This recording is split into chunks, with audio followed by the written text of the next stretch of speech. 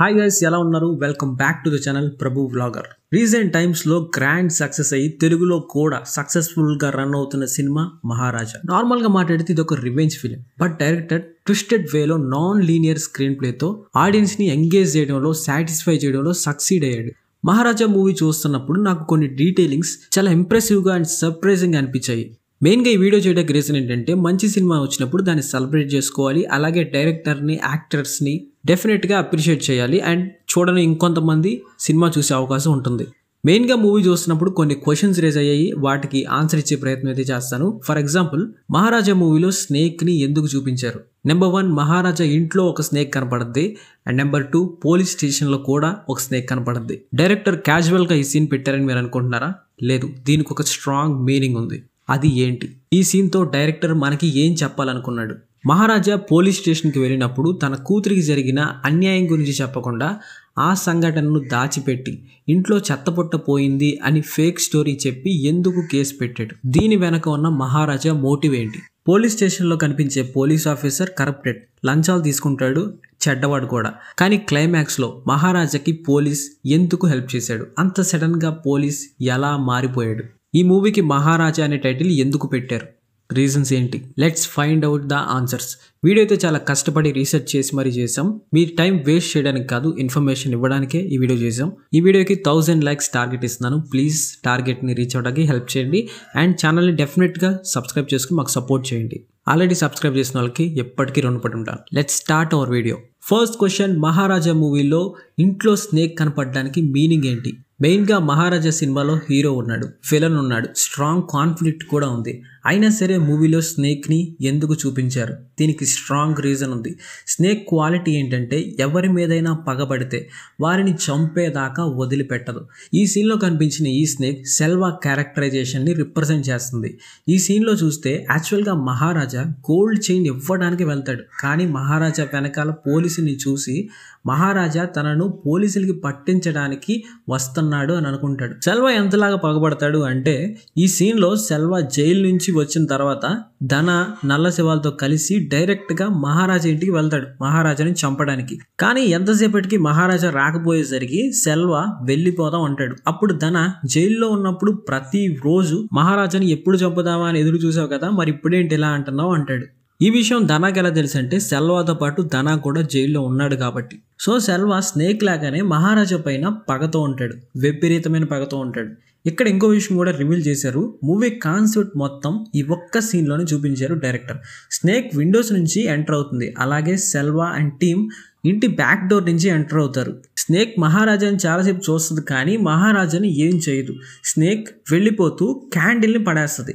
అది గాజుతో చేసింది కాబట్టి పగిలిపోద్ది. ఇక్కడ క్యాండిల్ అంటే నథింగ్ బట్ దీపం. దీపాన్ని జ్యోతి అని కూడా అనొచ్చు. మహారాజా కూతురు పేరు కూడా జ్యోతి. సో ఇక్కడ క్యాండిల్ జ్యోతి క్యారెక్టర్ని ఇండికేట్ చేస్తుంది. సేమ్ సెల్వా మహారాజాని చంపడానికి ఎదురు చూస్తాడు, కానీ తన కూతుర్ని మానభంగం చేసి వెళ్ళిపోతాడు. డైరెక్టర్ చాలా తెలివిగా ఈ సీన్ని క్రియేట్ చేశాడు. సో డైరెక్టర్ని అప్రిషియేట్ చేసి తీరాలి. క్వశ్చన్ నెంబర్ 2, ఇంటిలో కనిపించే పాము సెల్వా అయితే మరి పోలీస్ స్టేషన్లో కనిపించే పాము ఎవరు? ఈ క్వశ్చన్ గుర్తుపెట్టుకోండి, తర్వాత మాట్లాడదాం. ఈ క్వశ్చన్కి ఆన్సర్ చెప్పాలంటే ఇంకో క్వశ్చన్కి మనం ఆన్సర్ చెప్పాలి. క్వశ్చన్ నెంబర్ 3, మహారాజా పోలీస్ స్టేషన్కి వెళ్ళి తన కూతురికి జరిగిన సంఘటన చెప్పకుండా చెత్తపుట్ట గురించి ఎందుకు కంప్లైంట్ చేశాడు? ఒకసారి ఈ సీన్ చూడండి. జ్యోతి తనను ఇలా చేసిన వారిని కలవాలి, మాట్లాడాలి అంటది. సో మహారాజా ఏమనుకుంటాడంటే, ఆ ముగ్గురిని తనే పట్టుకోవాలి అనుకుంటాడు. అందుకే పోలీస్ స్టేషన్లో ఫేక్ స్టోరీ చెప్తాడు. క్వశ్చన్ నెంబర్ 4, మహారాజా ముగ్గురిని తనే పట్టుకోవాలి అనుకున్నప్పుడు పోలీస్ స్టేషన్కి వెళ్లాల్సిన అవసరం ఏముంది? ఫేక్ స్టోరీ చెప్పాల్సిన అవసరం ఏముంది? మహారాజా సంఘటన జరిగిన తర్వాత ఫస్ట్ పట్టుకునేది ధనాన్ని, కానీ ఎలా? మహారాజుకి తన ఇంట్లో దొరికిన first clue toll gate slip. దానిపైన ఉన్న వెహికల్ నెంబర్ని బట్టి కౌన్సిలర్ని కలుస్తాడు. సరిగ్గా అప్పుడే ధనాన్ని చూస్తాడు, ఫాలో అవుతాడు, ఫైనల్లీ చంపేస్తాడు. ధనా చనిపోయే ముందు ఒక క్లూ ఇస్తాడు, రెండో వాడు పోలీస్ స్టేషన్లోనే ఉన్నాడు అని. సో రెండో వాడి కోసం, అంటే రెండో వాడిని పట్టుకోవాలంటే పోలీస్ స్టేషన్కి వెళ్ళి తీరాలి. సో కాబట్టి మహారాజా పోలీస్ స్టేషన్కి వెళ్తాడు. అందుకే చెత్తపుట్ట పోయిందని ఫేక్ స్టోరీ చెప్పి కంప్లైంట్ ఇస్తాడు. పోలీసులు కేసుని సీరియస్గా తీసుకోవట్లేదు కాబట్టి 5 lakhs లంచాన్ని ఇస్తానని, తర్వాత 7 lakhs ఇస్తానని చెప్తాడు. మహారాజాకి తన కూతురు ఒక విషయం చెప్పుద్ది, రెండో వాడికి వీపు పైన ఒక గెడ్డ ఉంటుందని. అప్పటి నుంచి సెలూన్ షాప్కి వెళ్లకుండా కేవలం పోలీస్ స్టేషన్లోనే ఉంటాడు. స్టేషన్లో అందరి పేర్లు రాసుకుని ఒక్కొక్కరికి గెడ్డ ఉందా లేదా అని చెక్ చేస్తాడు. కానీ ఎవరికి గెడ్డ ఉండదు. ఏదో గుర్తుపెట్టుకోమని చెప్పే కదా. ఎస్, పోలీస్ స్టేషన్లో కనిపించిన పాము ఎవరు? యాక్చువల్గా మహారాజా పోలీస్ స్టేషన్కి వచ్చిన ఫస్ట్ డే పోలీస్ స్టేషన్లో సడన్గా ఒక పాము కనిపిస్తుంది. అందరూ భయపడిపోతారు. కానీ మహారాజా మాత్రం పారిపోడు, భయపడ్డు. పాముని పట్టుకుని బయటకు వస్తాడు. ఈ సీన్లో డైరెక్టర్ గొప్పతనం మనకు అర్థం అవుద్ది. ఈ పాము నల్లశివ క్యారెక్టర్ని డిఫైన్ చేస్తుంది. యాక్చువల్గా మహారాజా ఎందుకు పోలీస్ స్టేషన్కి వచ్చాడు అనేది ఈ సీన్ క్లియర్గా చెప్తుంది. మహారాజా పోలీస్ స్టేషన్కి వచ్చింది చెత్తబొట్టును పట్టుకోవడానికి కాదు, పాము లాంటి నల్లశివాని పట్టుకోవడానికి అని ఈ సీన్ ప్రూవ్ చేస్తుంది. పాము ఇక్కడ ఉన్న సంగతి ఎవ్వరికీ తెలియదు. అలాగే నల్లశివ కల్ప్రిట్ అనేది ఎవ్వరికీ తెలియదు. స్టేషన్లో పోలీసుల ముందు పాముని పట్టుకుంటాడు. క్లైమాక్స్లో సేమ్ పోలీసుల ముందు నల్లశివాని పట్టుకుంటాడు మహారాజా. Question number 5.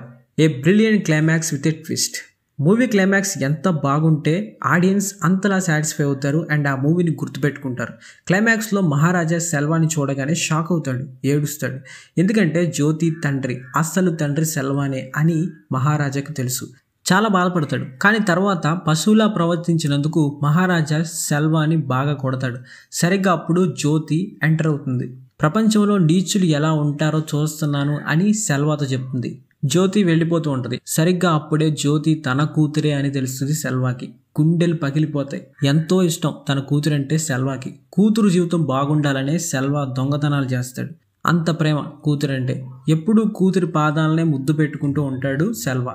మహారాజాను చంపడానికి వచ్చినప్పుడు మాత్రం సెల్వా జ్యోతి కాళ్ళ మీద కొట్టి ముఖం మీద ఉమ్మి వేస్తాడు. అండ్ తాను కొన్న లాకెట్ కూడా పాదాల ముద్రను ఉంటాయి. ఫైనలీ సెల్వా చనిపోయిన తర్వాత తన రక్తం తన కూతురి పాదాల అచ్చులోకి వెళ్తుంది. అంటే సెల్వా జ్యోతి పాదాలను రక్తం వచ్చేలా కొడతాడు. ఫైనలీ తన రక్తమే జ్యోతి పాదాల అచ్చుల్లోకి వెళ్తుంది. ఇలా రాయాలంటే చాలా టాలెంట్, ఓపిక కావాలి. సో డైరెక్టర్ని ఖచ్చితంగా అప్రిషియేట్ చేసి తీరాలి. Question number 6. పోలీస్ చెడ్డవాడు, లంచాలు తీసుకుంటాడు, అయినా సరే మహారాజా విషయంలో హెల్ప్ చేస్తాడు. అంత చెడ్డవాడు అంత సడన్గా ఎలా మారిపోయాడు? రీజన్స్ ఏంటి? ఆ పోలీస్ ఆఫీసర్ కూడా ఒక ఆడపిల్ల తండ్రి, తన కూతురు ఉంటుంది. సో ఆ బాధ ఏంటో తనకి తెలుసు కాబట్టి హెల్ప్ చేశాడు. విజయ్ సేతుపతి గారు చాలా గ్రేట్ అండి. ఎందుకంటే స్టార్ డైరెక్టర్ కాదు ఈయన. డైరెక్టర్కి ఇది 2వ సినిమా.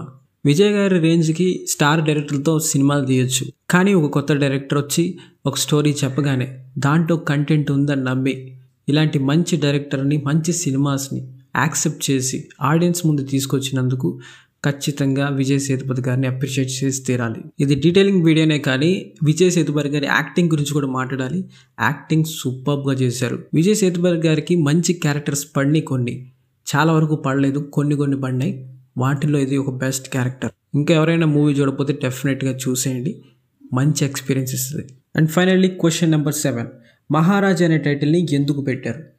తన కుటుంబాన్ని కాపాడుకునే ప్రతి వాడు, తన ఫ్యామిలీని కాపాడుకునే ప్రతి వాడు, ఫ్యామిలీ కోసం పోరాడే ప్రతి వాడు, ఫ్యామిలీ కోసం నిలబడే ప్రతి వాడు Maharaja. Signing off. This is Prabhu. Love you all.